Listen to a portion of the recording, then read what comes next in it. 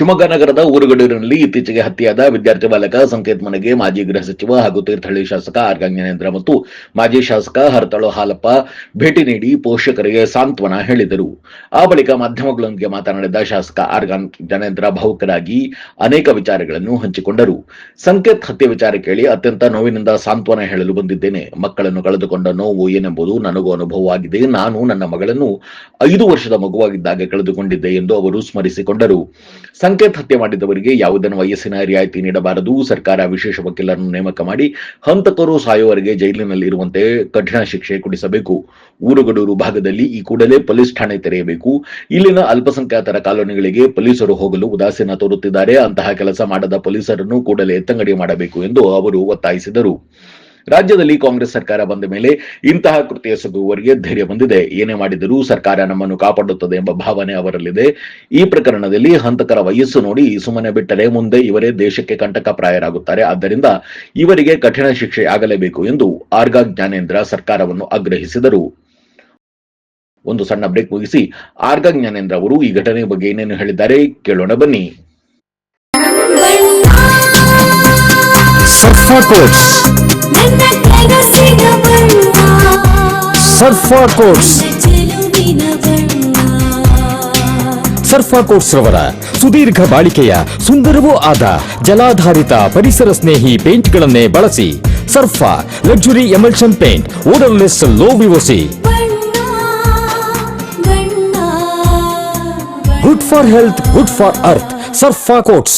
Looking for a little joy in every bite?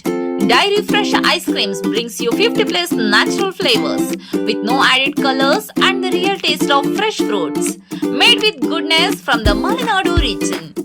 Dairy Fresh Ice Creams, a little joy for all. ನಮ್ಮ ನಂಜಪ್ಪ ಆಸ್ಪತ್ರೆಯಲ್ಲಿ HPV vaccine drive start ಮಾಡಿದೀವಿ.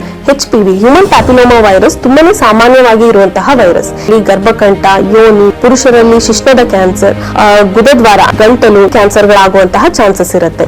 ಒಂದು vaccine ಹಲವಾರು ಕ್ಯಾನ್ಸರ್ಗಳನ್ನ prevent ಮಾಡಬಹುದು. 9 ರಿಂದ 45 ವರ್ಷದೊಳಗಿನ ಮಹಿಳೆಯರು ಹಾಗೂ ಪುರುಷರು ಇದಕ್ಕೆ ಎಲಿಜಿಬಲ್ ಇದ್ದಾರೆ. ಇದರಲ್ಲಿ 2000 HPV ವ್ಯಾಕ್ಸಿನ್ ನಾವು ಡಿಸ್ಕೌಂಟೆಡ್ ಪ್ರೈಸ್ 1500ಕ್ಕೆ ಕೊಡ್ತಾ ಇದ್ದೀವಿ. ತಪ್ಪದೇ ಈ ಆಪರ್ಚುನಿಟಿನ ಯೂಸ್ ಮಾಡ್ಕೊಳ್ಳಿ.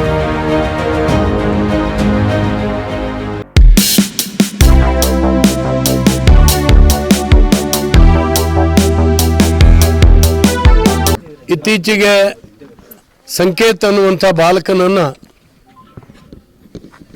ಮರ್ಡರ್ ಮಾಡಿರ್ತಕ್ಕಂಥ ಒಂದು ಸಂದರ್ಭದಲ್ಲಿ ಈ ಕುಟುಂಬಕ್ಕೆ ಸಾಂತ್ವನ ಹೇಳಲಿಕ್ಕಾಗಿ ನಾನು ಮತ್ತು ನಮ್ಮ ಮುಖಂಡರಾಗಿರ್ತಕ್ಕಂಥ ಹರತಾಳು ಹಾಲಪ್ಪನವರು ಇಲ್ಲಿ ಬಂದಿದ್ದೇವೆ ಈ ಮನೆಗೆ. ನಮಗೆ ಬೇಸರ ಆಗುತ್ತೆ, ಯಾಕಂದರೆ ನಾವು ಎಲ್ಲ ಮಕ್ಕಳನ್ನ ಕಳ್ಕೊಂಡವರು. ನನ್ನ ಈಗಾಗಲೇ ಹೇಳಿದೆ, ನನ್ನ ಮಗಳು 5.5 ವರ್ಷದ ಮಗಳು ಆಕ್ಸಿಡೆಂಟಲ್ಲಿ ತೀರೋದಾಗ ನನಗಾದಂಥ ನೋವು, ಹೊಟ್ಟೆ ಉರಿ ಏನು ಅಂತೇಳಿ ನನಗೆ ಗೊತ್ತಾಗುತ್ತೆ. ಸುಮಾರು SLC ಓದುವ ಮಗ ಅಂತ ಹೇಳಿದ್ರೆ ಆ ತಂದೆ ತಾಯಿಗಳು ಭಾಳ ದೊಡ್ಡ ಕನಸು ಕಟ್ಟಿರ್ತಾರೆ ಮಕ್ಕಳು ಹುಟ್ಟಿದ ಕೂಡಲೇ ಹೀಗೀಗ ಆಗಬೇಕು ಅಂತೇಳಿ ಹೇಳಿ. ಆ ಕನಸು ಭಗ್ನಗೊಂಡಿದೆ. ಯಾರು ಮರ್ಡರ್ ಮಾಡಿದ್ದಾರೆ ಅವರು ಕಮ್ಮಿ ವಯಸ್ಸಿನವರು ಅಂತೇಳಿ ಹೇಳಿ ಅವರಿಗೆ ರಿಯಾಯಿತಿ ಕೊಡಿಸಬಾರ್ದು. ಕಾನೂನಲ್ಲಿ ಏನಿದೆ ಹುಡುಕಿ ಅವರಿಗೆ ಸಾಯೋ ತನಕ ಅವರಿಗೆ ಡೆತ್ ಸೆಂಟೆನ್ಸ್ ಆದರೂ ಒಳ್ಳೆಯದು. ಆ ರೀತಿಯಲ್ಲಿ ಸ್ಪೆಷಲ್ PPಗಳನ್ನು ನೇಮಕ ಮಾಡಿ ಸರ್ಕಾರ ಈ ಕೇಸ್ನಲ್ಲಿ ಆ ಕೇಸನ್ನು ನಡೆಸಬೇಕು.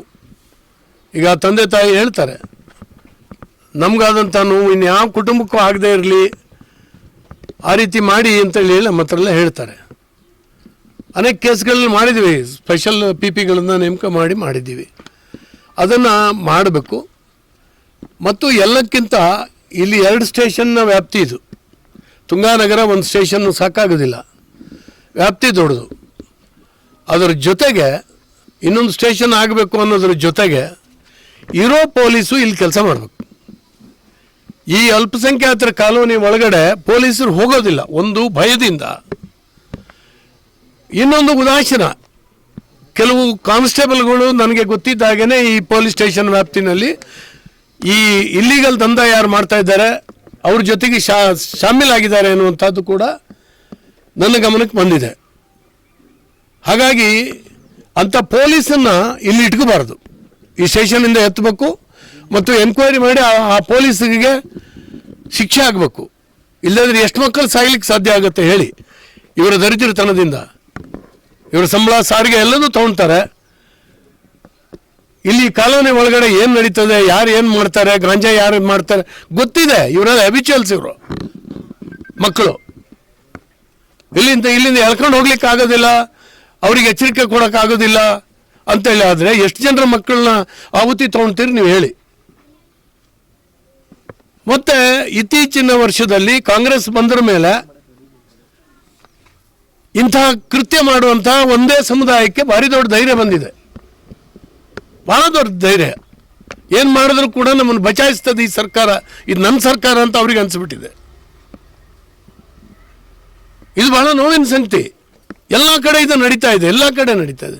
ಶಿವಾಜಿ ಜಯಂತಿ ಮೇಲೆ ಕಲ್ಲು ಹೊಡಿತಾರೆ, ಇನ್ಯಾರ್ದೋ ಮೇಲೆ ಇದನ್ನ ಮೊನ್ನೆ ಹಿಂದೂ ಸಮಾಜೋತ್ಸವ ಮಾಡೋಂಥವ್ರ ಮೇಲೆ ಇದು ಬರ್ತಾ ಇದ್ದಾರೆ. ಈ ಮತ ಹೆಂಗೆ ಬರ್ತದೆ ಇವರಿಗೆ? ಹಾಂ, ಬಾಗಲಕೋಟೆನಲ್ಲಿ ಗಲಾಟೆ ಆಗಿದೆ, ನಿನ್ನೆ ಇದರಲ್ಲಿ ಗಲಾಟೆ ಆಗಿದೆ, ನಿಮ್ಮ ಕೊಡಗುನಲ್ಲಿ ಗಲಾಟೆ ಆಗಿದೆ, ಪ್ರತಿ ಕಡೆ ಆಗ್ತಾ ಇದೆ ಅಂತ ಹೇಳಿದ್ರೆ ಸರ್ಕಾರದ ತುಷ್ಟೀಕರಣದ ನೀತಿ. ನಿಮ್ಗೆ ಹೇಳ್ತೇನೆ, ಇದೇ ತುಂಗಾನಗರ ಸ್ಟೇಷನ್ನಲ್ಲಿ ಅಲ್ಪಸಂಖ್ಯಾತರೊಬ್ಬರ ಮೇಲೆ ಕಂಪ್ಲೇಂಟ್ ಕೊಡಕ್ಕೆ ಹೋದ್ರೆ ತಗೊಂಡ್ಲಿಲ್ಲ. ನಾನು ಮೊನ್ನೆ ಫೋನ್ ಮಾಡಿ ಜೋರು ಮಾಡಿದ್ರ ಮೇಲೆ ನನ್ನ ಕ್ಷೇತ್ರದವನು ತಗೊಂಡಿದ್ದಾರೆ. ಅಂದರೆ ಇದು ಅರ್ಥ ಏನು? ಅವ್ರು ಏನು ಬೇಕಾದ್ರೂ ಮಾಡ್ಬೋದಾ? ನಾನು ಧರ್ಮದಲ್ಲಿ ಇರುವಂತಲ್ಲಿ ಎಲ್ಲರನ್ನೂ ಕೂಡ ತಗೊಳ್ಳೋದಿಲ್ಲ. ನಾನು ಒಳ್ಳೆಯವರು ಇದ್ದಾರೆ, ಸಜ್ಜನರು ಇದ್ದಾರೆ. ಅವರು ಸಜ್ಜನರು ಸುಮ್ಮನೆ ಇರಬಾರ್ದು, ಇಂಥ ಸಂದರ್ಭದಲ್ಲಿ ಖಂಡಿಸ್ಬೇಕು. ಆಗ ನಿಮ್ಮ ಮಕ್ಕಳುಗಳು ಒಳ್ಳೆಯವರಾಗ್ತಾರೆ. ಬೆಂಬಲ ಕೊಡಬಾರ್ದು ಇವರಿಗೆ, ಅನ್ನ ನೀರು ಹಾಕಬಾರ್ದು. ಏನಿದು, ನಾವೆಲ್ಲ ಒಟ್ಟಿಗೆ ಬದುಕಬೇಕಲ್ವಾ ಈ ದೇಶದಲ್ಲಿ? ಅದರಿಂದ ಈ ಘಟನೆಯನ್ನು ನಾನು ಖಂಡಿಸ್ತೇನೆ. ಈ ಘಟನೆ ಅಮಾನುಷವಾದದ್ದು. ಹೊಡೆದು ಒಬ್ಬನ ಸಾಯಿಸ್ತಾರೆ ಅಂದರೆ ಏನರ್ಥ?